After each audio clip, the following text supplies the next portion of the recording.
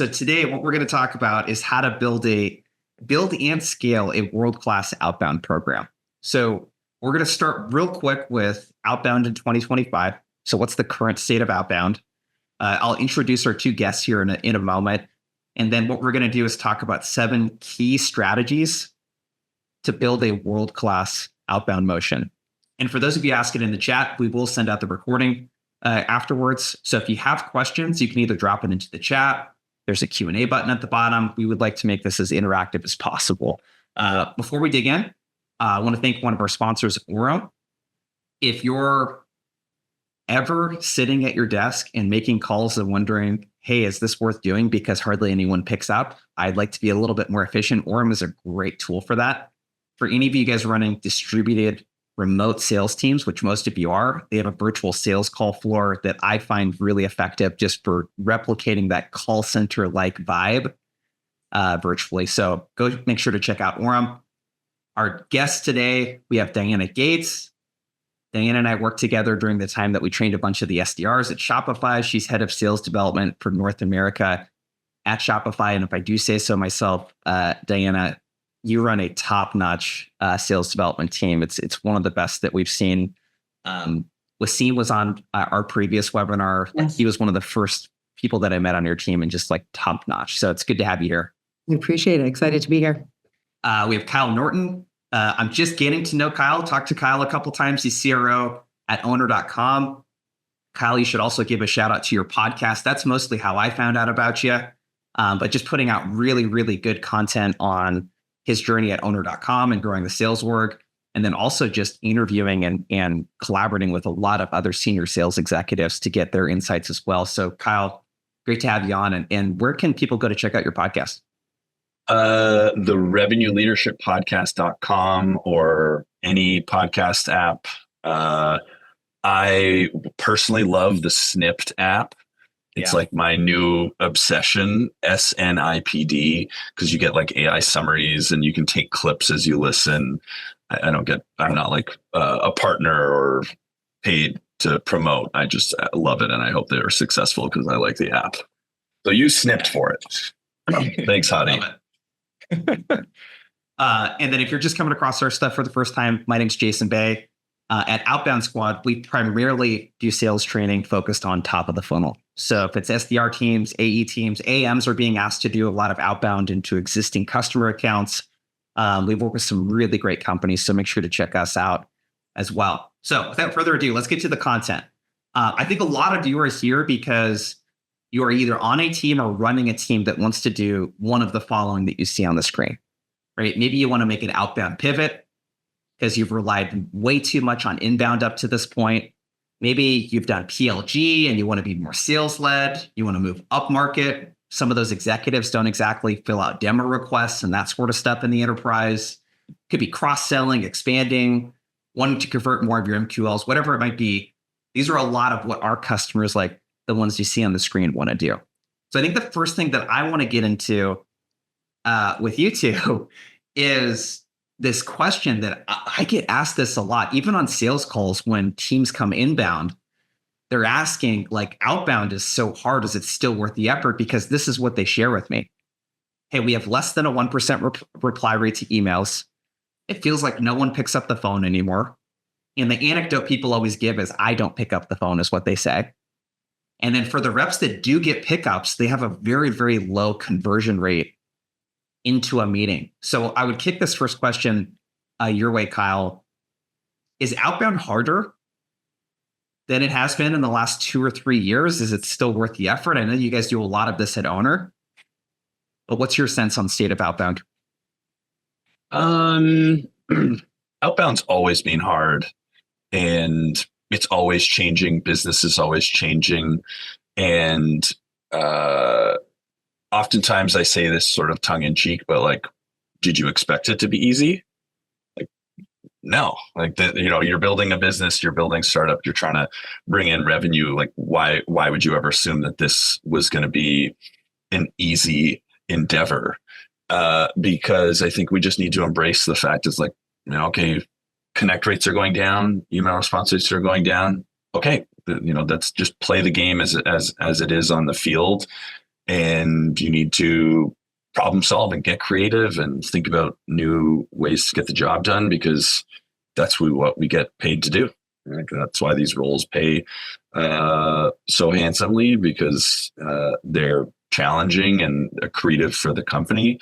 So yeah, maybe things are getting harder. I haven't necessarily found that to be my personal experience. But also, like, we're doing a bunch of like interesting and innovative stuff all the time, whether it was being a very early adopter of sales acceleration tools, or solving data challenges, or building in-house tooling, or now it's AI. Like that's the cost of doing business. So just embrace it. Like, get out of, like, don't ever, I think the biggest message here is just like, get out of the woe is me mindset. Oh, it's harder, low connect rates, email. Dude, it's always going to be that way. So just like, time to get after it, time to problem solve. I think there was this perception that there was an easy button, so to speak, because like we kind of overwhelmed everything with volume when all of these cadencing and sequencing tools came out. The efficiency was like extremely low in terms of like conversion rate, but we could just overwhelm with volume. And we had the illusion that it felt easier, I think. Diana, though, you've been running the team for quite a while over on the Shopify side. What are you seeing? I think to Kyle's point, like, it's always been difficult, and the game is changing now. I think with the introduction of AI and the way that we've been leveraging it, obviously drives efficiency, but the game has just changed.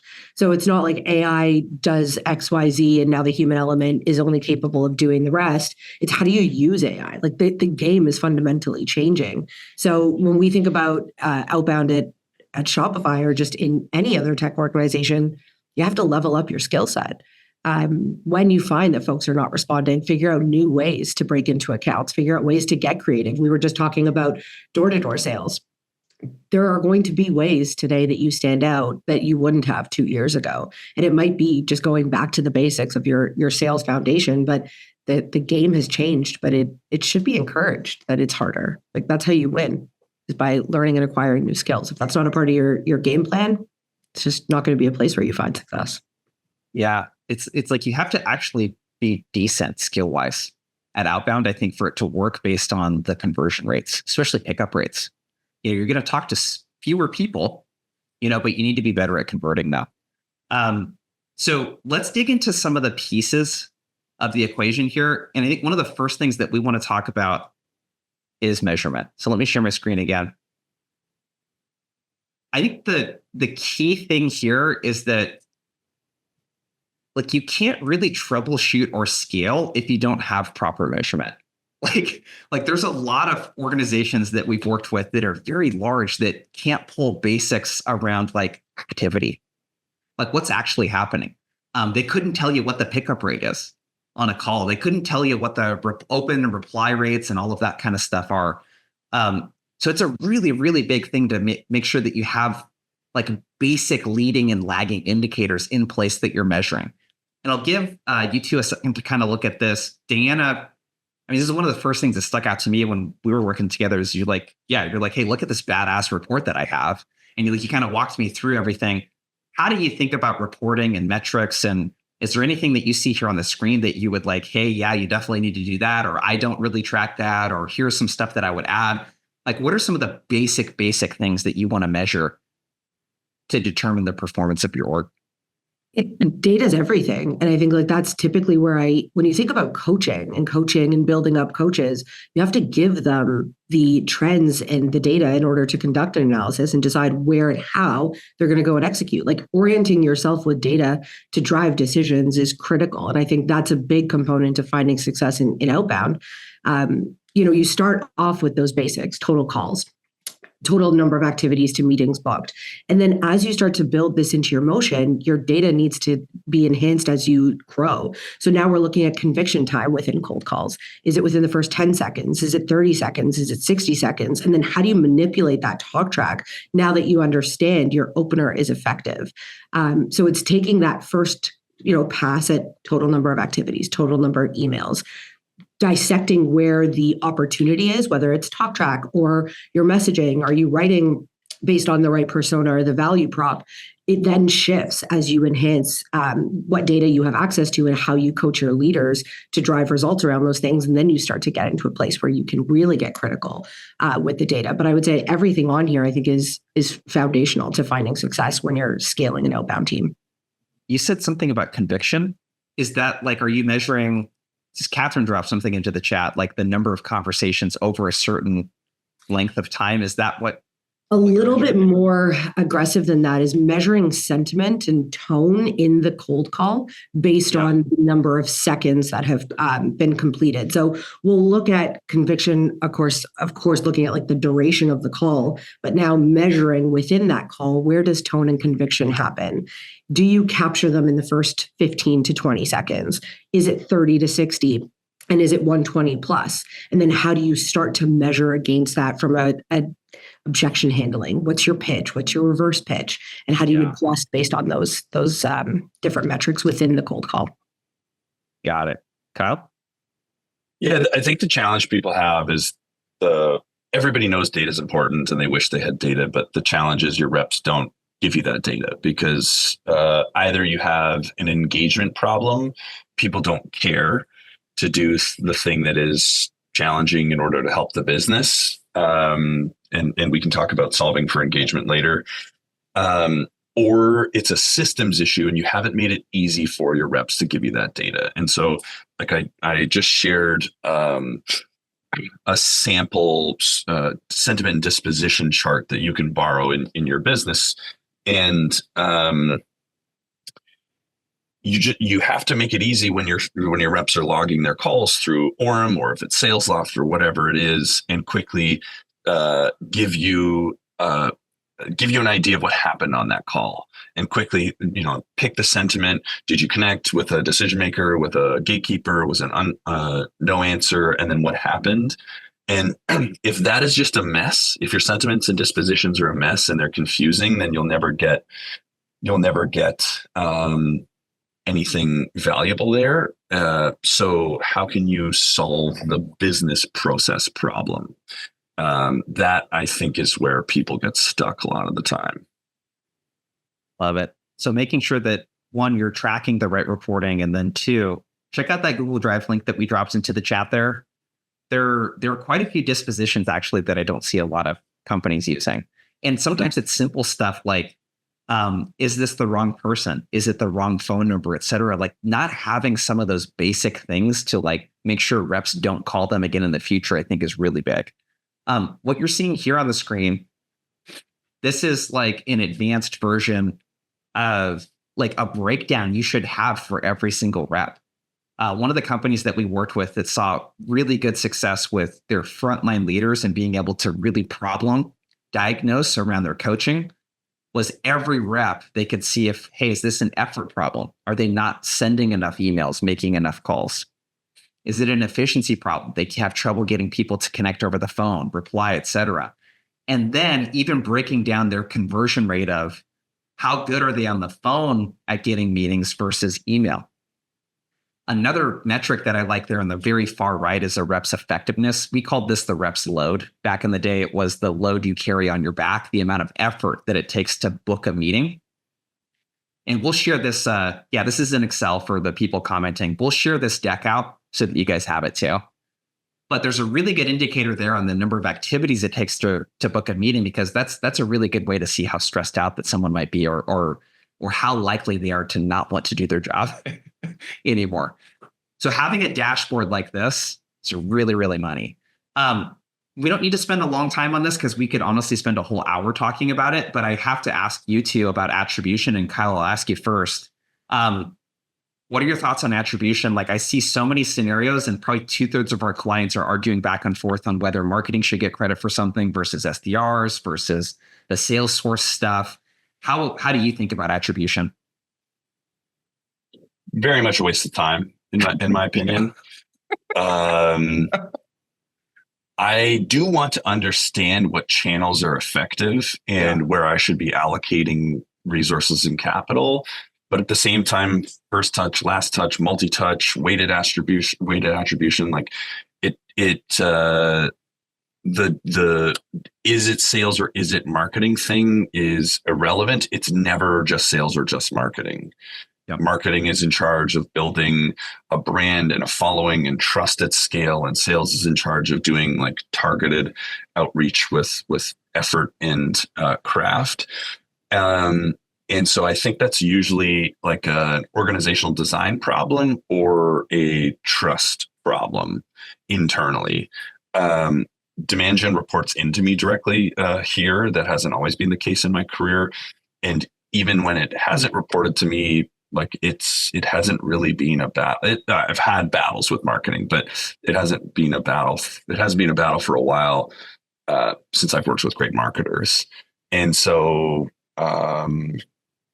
it's just a trust thing. And it if your CEO is like playing this game where, he's allocating resources between the two and you're spending a bunch of time arguing over who gets credit, it's probably not a great use of organizational effort and mind share. So I would just say, like, assume that marketing is going to generate a bunch of leads that then BDRs are going to touch at some future point, and that's part of their job. And we think about LTV CAC by channel in a bunch of buckets, like new fresh inbound, formers, cold outbound, partnerships. And we do look at those channels, but I'm not pitting them against one another, because like this entire ecosystem should work together pretty cohesively. I think the only thing that I would add there, and I think Kyle, you touched on it, is once it's pipeline, great. Like that is the desired outcome, and we really want those closed won deals. But I do care deeply about the recipe that led to that opportunity. I care less about who was the last person to interact with it or who created it. But once we start to understand how marketing and sales is collaborating to drive those results, that's when my care for attribution really becomes a focus. But I don't care about who gets the credit. I care what it took to get to that opportunity and to build that pipeline. So how would you guys separate the difference between cold outbound and inbound? What's the difference between those? Well, I have two different functions. And like fresh inbound is basically people filling out forms that are responding to direct response marketing. Google Meta ads, could be like webinar or CTV. Is there a time period? Is it like within 90 days? Like how do you determine if it's fresh or not? I think it was 90 days and we've changed it to maybe 30. But again, like marketing, if it's come through marketing at some point, it's valuable. And I bake that assumption into how I think about marketing spend. Yeah. Like if marketing generates a lead and then a BDR calls it 4 months later and rebooks it, even though you might put it in the BDR ledger, it still tracks back. Like I still, in our reporting and in how we measure and think about the business, that is still a lead that came into the system through marketing. And therefore I need to consider that when I think about how much we're allocating dollars to marketing. And it's not like a who gets credit thing, but it's if I have a number of dollars to allocate across these channels, where do I put those dollars?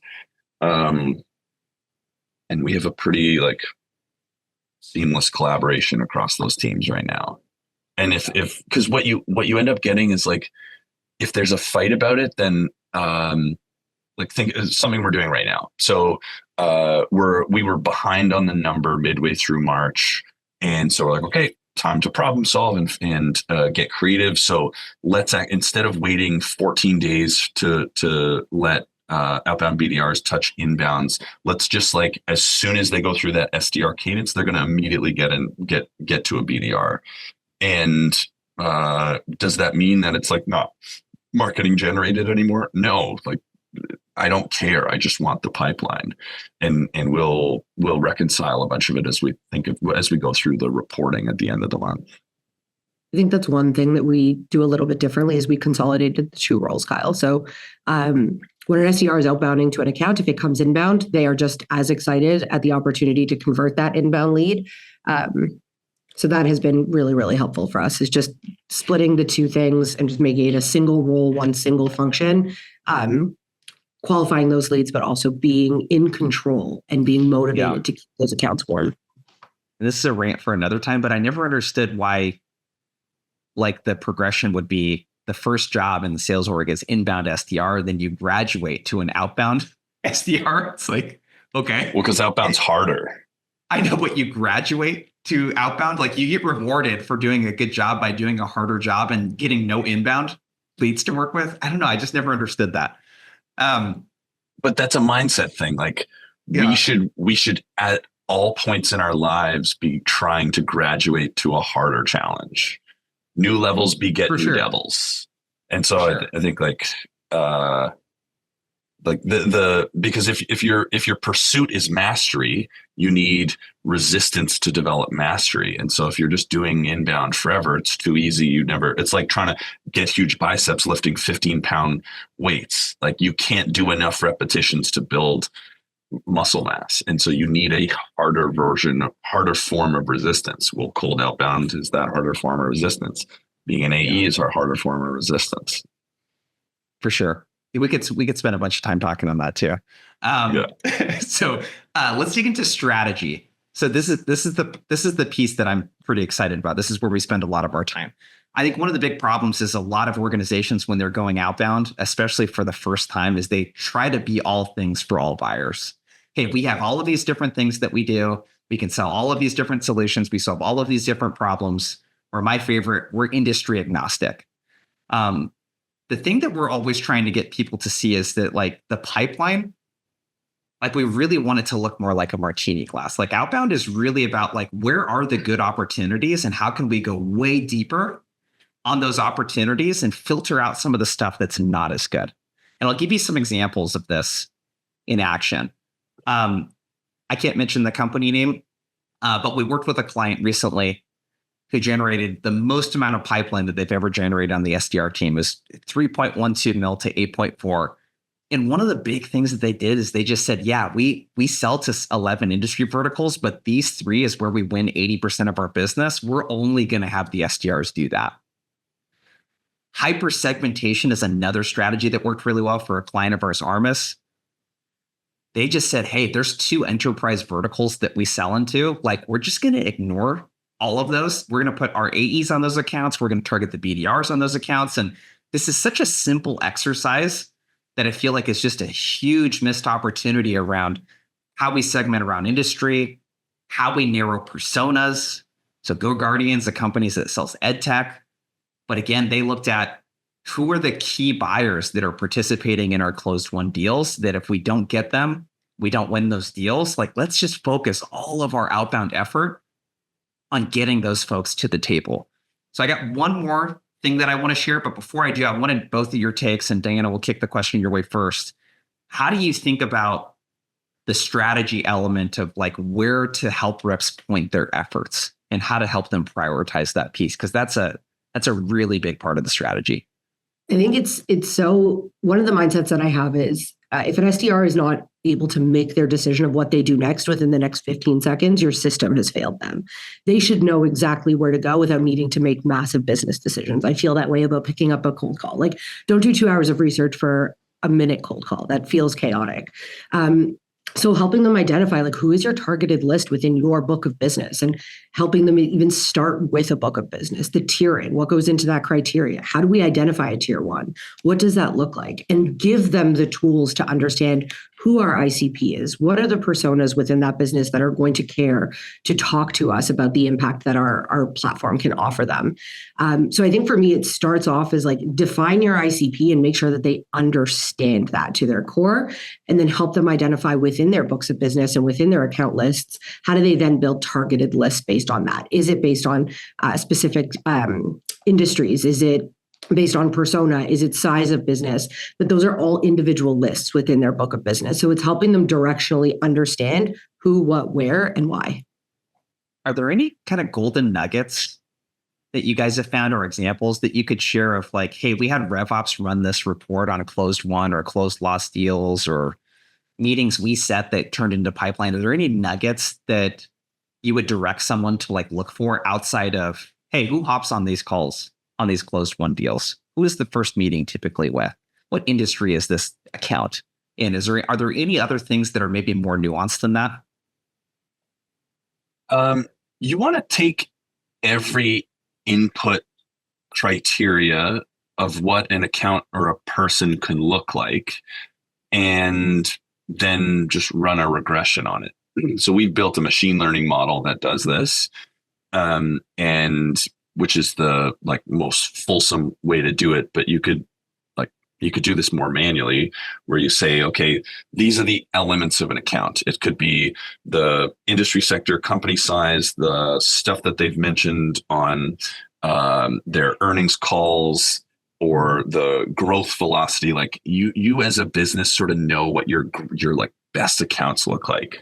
At League, we sold into HR, and we would always joke that if we could run a LinkedIn scrape of HR leaders that wore Tech Fleece hoodies and didn't wear blouses, that would be our ICP, because we wanted forward-thinking HR leaders, which is not synonymous with that industry. Sorry to any HR people on the call.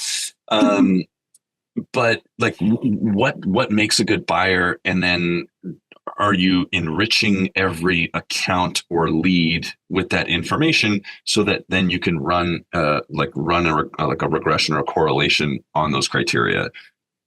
Because you may think it's oh yeah, company size is really important. Big companies like to buy us, but then you run a regret or just a correlation between company size and probability to win or probability to progress stage, and you find that the correlation is very minimal. And so you can stress test this. And so I talk ad nauseum about the importance of data. It's the foundation for everything. I'll link my SaaStr talk, where I go pretty deep into the details of how we do it. But we have 2 different machine learning models for likelihood to buy and the size of the estimated ACV of the deal. That would be the best way to do it. Go get time from your data science team or your BizOps team to do it, or else almost nothing you do on top of your BDR team will really get you to the proper economics.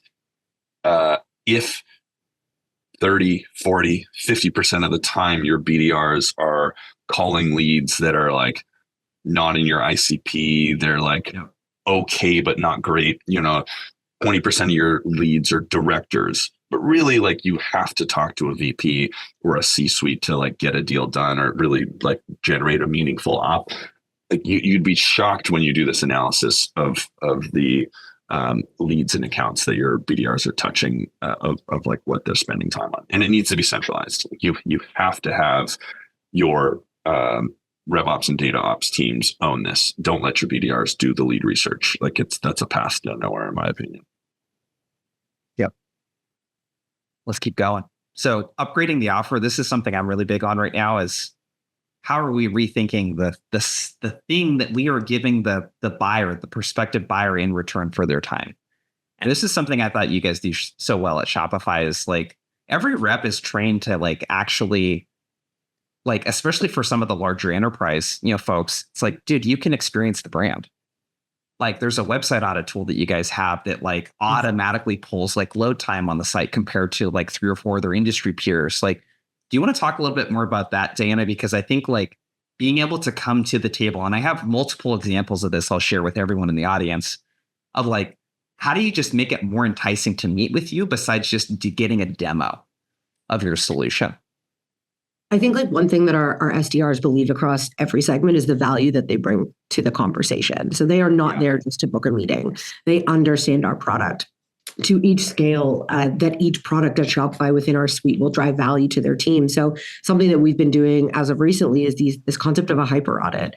How do you go to a prospect and help them understand the value that our platform will bring beyond the experience that they provide to their customer? So understanding load speed. And we are now purchasing items from these businesses so that they understand we care deeply about the first click to the delivery. So I have SDRs going in and buying products off of our prospect site. They will then also film what the experience is of getting that delivered and what type of information. How can we help you fill the gaps from your first click to last click? So when they show up to that call, this is not a pitch. This is, how can I learn more about your business so that you can understand the value that we can bring to the table? I think that it's like critically important that they get something out of it. So we've been designing these like digital experiences, similar to this, where a prospect shows up with maybe 10 other folks in their industry or in their vertical. To Kyle's point, like who wants to be in the room with whom, and what are they going to learn from each other? That isn't just a pitch about Shopify. Like we don't need to be the topic of discussion. We need our merchants' business and the value that they bring and the customer experience that they're looking to provide to lead that conversation. And that's been something we've been doing a ton of. 100%. And so it's interesting because Jason, you and I are starting to get to know each other only recently, but we use a lot of the same language. Like you're saying, upgrade the offer. At the end of our cold call framework, it's not set a next step or call to action, which would be traditional language. It is the last part of our scripting is offer of value. What's the offer of value that you can share with the customer to get them to come? And so the thing is, it can't be dumb and cringy and like a sales trick. This is what people get wrong. They're like, come for a free consultation. And then you start ripping discovery questions and you then just pitch the crap out of them for 10 minutes. It like fundamentally, you have actually done yourself a fairly significant disservice because the first interaction with your brand is a lie. And that seems like squishy and soft. It's like, oh, that doesn't really matter. I just like need to say what I got to say to get them on a call. But I can't, as a buyer, somebody who buys a lot of GTM tech and has bought like a bunch of stuff over the years, it takes a long time for me to recover from like a bad bait and switch because it just like, okay, well, this is how you operate as a company. So somebody is allowing this to happen. And so my call out here is, if you're going to try to hook people with a compelling offer of value, make sure that you actually deliver that on that call. And so that's why we've taught our AEs to know quite a bit about digital marketing so they can do a full breakdown of somebody's current digital marketing presence and they can actually fix a bunch of stuff on their own if they wanted. And that's an important part of our demo. And you have to put in the work to figure out like what is the thing that's valuable for people.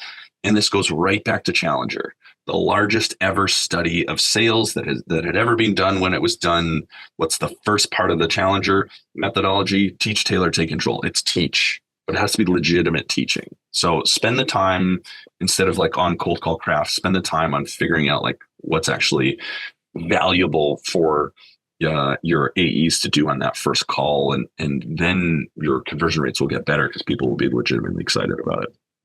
Yep.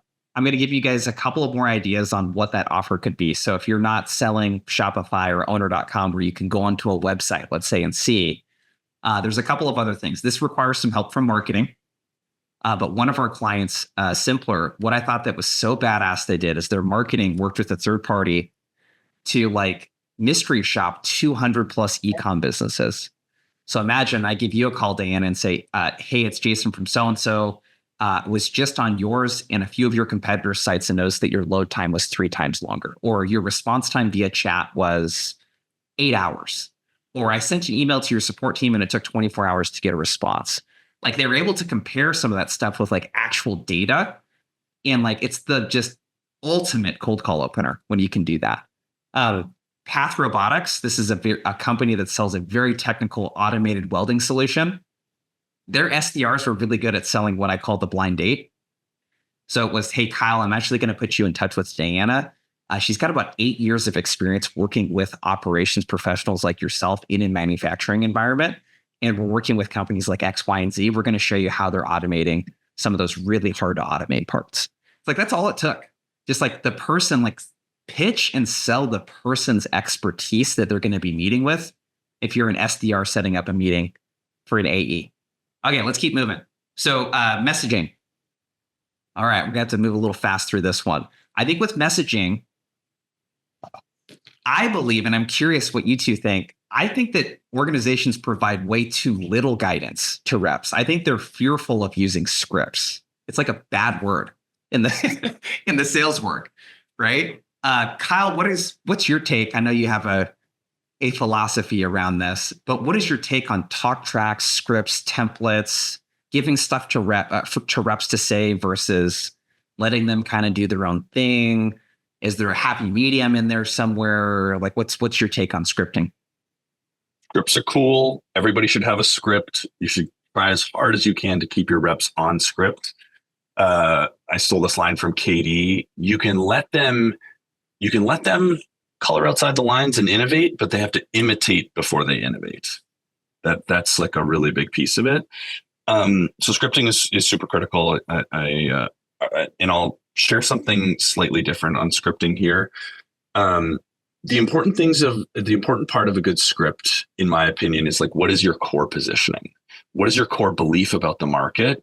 And how do you make it really simple for a prospect and a customer to understand if they have an alignment of worldview with you or do not?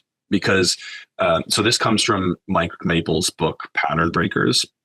What I want to do, and this is all the way from product marketing down to the cold call into the demo, the proposal, this idea of I'm trying to force choice, not comparison. Comparison is my owner is better than our competitors because we have better SEO, we have better conversion rates, we're the better product. Customers can't figure that out. They have, because I'm going to say it and my competitors are going to say it. So they just end up in this paralysis because they don't know who to believe. And ultimately they just default to the status quo. That would be a comparison trap. And really what I want to do is I want to force the customer to make a choice. So restaurant owners choose owner because they understand that they are willing to sacrifice some choice and flexibility because owner is a more opinionated product in exchange for having a proven system that works out of the box that you will have to do much less effort to get incredible results. And because our customers' websites all look much more similar, they're structured in a familiar way, we can run A/B tests and actually understand with statistical significance what changes actually drive incremental results. And then we scale those winning experiments across every single customer that works with us. And so now the choice architecture there is you could have a super fancy custom site with your own fonts and spinning pictures and video and all this crap. That if you believe that brand is the most important thing and creativity is the most important thing with your digital presence, then I'll tell people go use Bento Box. They've got way more stuff and control. You have to hire a designer; it'll cost you $5,000, but like you can do it, or just use Owner. It works out of the box. You do less work, you make more money, and it's your choice. Like what do you want to what business philosophy do you want to opt into? Now, on a cold call, you can get somebody's attention, simplify the choice architecture for them, and the right customers can opt into that next step, and they'll opt in at a much higher rate, or they can opt out because they're like, no, like I was a digital marketer, I'm a graphic designer, I have all this stuff, like my brand is everything that needs to be represented. Awesome. They can opt out of the process. We don't waste any time. And everything starts moving faster. The choice architecture piece, I think, is so big, right? Reducing cognitive load for someone to help them easily make a yes or no, a very binary decision, I think is big. Diana, there's something that you do. I think one of the things that we talked about, we have this idea around assembling a messaging team. Mm-hmm. Do you guys do this at Shopify? I remember you had something like this, I think, because this is one of the first workshops we do is, hey, let's get everyone on the same page, which, by the way, if you're watching this, you need to have something like you see on the screen for each of your personas. And you need to build this with your very best reps and the people that really understand them inside and out. Like, what are their priorities, current solutions, problems, aspirations, et cetera. We did this with a client and saw really good results, as you see on the screen. But I remember you saying something at Shopify too, where you have like people on the team that are sort of like the people in charge of the messaging and like kind of owning it. You want to share a little bit more about that? Yeah, I think like once you start to identify like your SDR strengths and weaknesses and what their goals are, that's where we start to allocate what's your role within the team.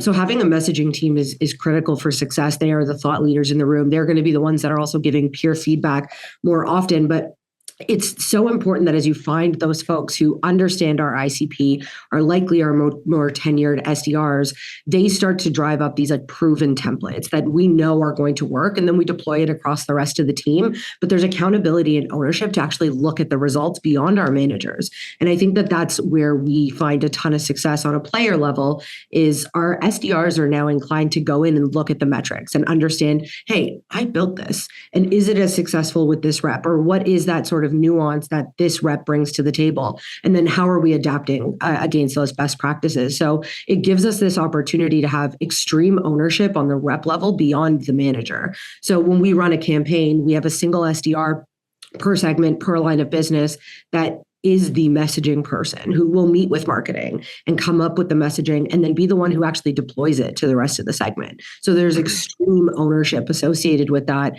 And then they start to understand like, what is the data and why is it important? And then how do I then coach with my manager on how to get better in adopting those best practices? But they start to understand this test and measure, which as they graduate into account executives is now a part of their foundation for success. And they're not just stuck to a single template. They have this opportunity to iterate with purpose based on what they are seeing and hearing and the feedback that they get from their customers. So that messaging team, I think, is really, really important. And we start to find the folks who are ready to move on through their SDR career as the people who are raising their hand to be that person through every new campaign that we adopt. Yeah. How do you treat? I actually, go ahead, John. I don't like.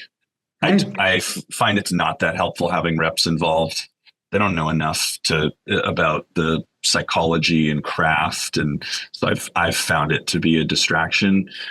It's interesting to have them in the room so they feel more attached to the outputs. Yep. Yeah, but I've generally found that the insight, as much as I would like it to be, is like not that good. So if you're gonna bring reps into it, just know that you're gonna try to make them feel involved and likely have to throw most of it out because they don't understand the psychology, the behavioral economics of it all. And until you can do that, I don't think you can write good messaging. I'm a bit of a messaging freak, though. I have some strong opinions about it. We're going to keep moving. We're going to share this deck at the end with you guys. It's got a couple of more ideas around like this shift from product to customer voice.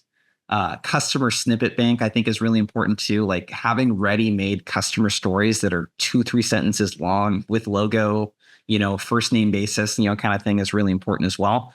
Fourth thing I want to talk about is culture. We're going to spend a ton of time on this because, again, we could spend a whole hour just on this topic, but I have a very strong opinion that most humans are not fit for outbound. Like what you see on the graph here is just rejection rates across other areas of life. And right now you have a higher percentage chance of making it into Harvard than getting a response to your cold email. That's how hard it is for most people. 25% of people get their marriage proposal rejected. That is rough. It's rough. Yeah. I'm surprised it's not higher, honestly. But the the culture piece, I think there's this like right person, right seat, how leadership participates in this, like the internal communication around outbound. Kyle, I'll kick this first question your way. How do you look at like if we're making a big shift in the org and we want to move towards being more outbound oriented and we have people in seat that have not had traditionally have had to do it, let's say. How does that typically go? Typically goes badly. Yeah. Especially if they're not opting into it. So this goes back to the principle in psychology called reactance. People hate to be forced to do stuff that they don't want to do. And if you have a team of inbound SDRs who you're now saying, oh, now you have to outbound, or same with AEs, it's probably not going to go that awesome unless you can create something new and exciting and people opt into and graduate into, and your best people, and they get paid more money and it's a higher status and they get to choose to be in this outbound thing, then it can go a lot better. But pattern I see more frequently is you actually just need new blood. Like oftentimes maybe one or two of your former inbound people can really make that pivot, but you're probably just going to have to bring in some like outbound veterans and just pay them more than what you think you'll have to pay for a BDR role in the longer term to convince them to take a lateral movement from somewhere else. You can spruce up the title a little bit. So it's not just BDR, it's senior BDR, principal BDR, BDR team lead. Like, do what you got to do to attract that type of talent. But you probably need to seed that team with some new skills and energy. And then you can develop some organizational momentum. But it's like pretty difficult, and it needs just like dedication. Yeah. It's like the most real answer to this question of, if you're trying to move the organization towards outbound, you haven't done that. Most of the people are probably not going to like that. And it's probably not going to work out for a lot of the people too. Diana, this is something that when we're working with you guys, I thought that you did and people on your team and just really across the entire cohorts that we worked with, like the leadership participation in outbound in terms of not like you sitting there hammering the phones all day, but like actually showing up to the enablement sessions, participating in, talking with the frontline leaders around how they're like working in the training into the sessions. Can you speak a little bit to the leadership piece of the equation and the participation from a culture standpoint? It's so important. I think through the first two cohorts, Jason, I was on almost every call because they have to see that you're willing to also, like, I can't tell you, both of you, that I'm the best messenger. Like, I don't write the best emails of all the SDRs on my team, but they have to see that I am also willing to go out and fail fast, fail forward, and do it with them. So I think like with our leaders, it was critical. We measured their attendance because if they're not on the call, they don't know how to go back and coach to it. And they don't know how to bring that concept of every week's topic into their team meetings, into their one-on-ones. And that pattern recognition is so critical to finding success. They can hear it once and they may do it, but they may not consistently be able to deliver that if there isn't that accountability piece there. So I think for managers, especially within my team, like I look to them on how these tools and these features are being adopted within their teams. And they're like solely responsible for creating that culture of success. And I also think like I push my managers to display to their teams, we may work for Shopify and the brand is well known, but every time we make a hire, my SDR leaders are outbounding into the field to find the best possible SDR. And I think to Kyle's point, when you have somebody who's not a great fit for your team, your manager owes it to that team of high performers to find somebody who's going to help them grow and level up and get better at their role. So our leaders are going out and sourcing top talent and showing them like, I'm also willing to put in the work, but my outbound and my outreach looks a little bit different than yours. So that's another way that I think our leaders show up for our people is using their function and keeping close to the craft. I love that. I don't want to skip over that detail that you mentioned that your managers outbound to recruit other folks. I thought that was really cool. So important. And they see them on LinkedIn doing it. Doesn't really count as true outbounding. They should do that, and I agree. They need to make calls. Like your managers, 100%. The expectation with your managers is they are doing the job with your reps, and they are every single month making the dials themselves. Even the director of this team makes like a significant number of dials and books ops every single month. Yes. And I think that if you want your team to be bought in and highly engaged and find credibility in your managers, they have to continue to do the job. And 95% of BDR managers do not do this. Most will say they do, and they do not. And so most are not good at it either. Yeah. Most are not good. Like you want your AEs to self-source a lot of these companies, yet the last time the frontline leader for that AE made a call was like 6 years ago or something. Yeah. Like you just can't, it's such an unfair, it's like having a personal trainer that is not in shape. I think I attended a cold call blitz a couple of weeks ago, and I joined this Google Hangout, and all the SDRs and AEs were in breakout rooms, and the coaches were sitting together having a conversation. And I was like, hold on a second, what is the value of this? Like, we're not driving value. Why aren't you on the call with the SDR? Why aren't you showing them what a great outbound call looks like? So it's not just the manager's responsibility to create the time for this to happen, but it's also to get into the weeds and do it with them. There's no value in a manager sitting on a Google Hangout listening to some cold calls without providing the feedback, without completing scorecards, without giving them tactical things to work on to get better, and then also showing up and doing the thing with them. It's so, so, so important. My managers this week have made, so it's midway through Wednesday, 61, 54, 51, 45 calls apiece. And the director's made 41 calls, and he's off because he's getting married now. So it's 41 calls in 2 days. Yeah. Like, it's not a ton, but that's still like 40 more calls than I think 90%, 95% of the BDR managers listening have probably made this week. This is like, if there was one thing that you really doubled down on, if you're trying to pivot your organization to be more outbound focused, and it was just like making sure the leaders rub shoulders with their reps, like that, it does so much for this, like for the morale and the culture and all that kind of good stuff. Let's keep moving. We got to move really fast, actually. So we won't get to spend as much time here on these last couple points, but there's a process component of this. And I think the main problem here is that, like, you have reps handling common situations for the first time every time they handle it. Like, if one of the plays is reaching out to closed lost customers, like, you should have a play for that. Like, there should be a starter email template for that. There should be a process around how you get, like, it should be well documented. So think about the things that you're asking the reps to do. And do you have playbooks for that? Do you have messaging? Do you have talk tracks? Do you have plays documented, et cetera? Enablement and reinforcement.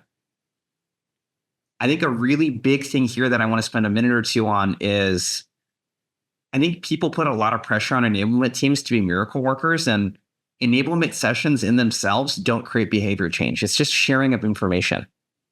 That's all it is. Like, the actual behavior change happens at the manager and rep level. What are your two thoughts on that? I feel like people sometimes feel like an enablement session is going to be the magic trick to help reps do things. Good enablement can really move the needle, but most enablement leaders don't really know the craft or what they're doing, and it tends to fall flat. I think I'll answer two parts of this question. So enablement, the enablement programming you build needs to be active. There needs to be like a lot of practice and feedback and repetition for it to be good. We use this quadruple I framework. So we introduce the problem, which is just the boardroom session or pre-recorded videos. That's introducing, and that's where most people stop.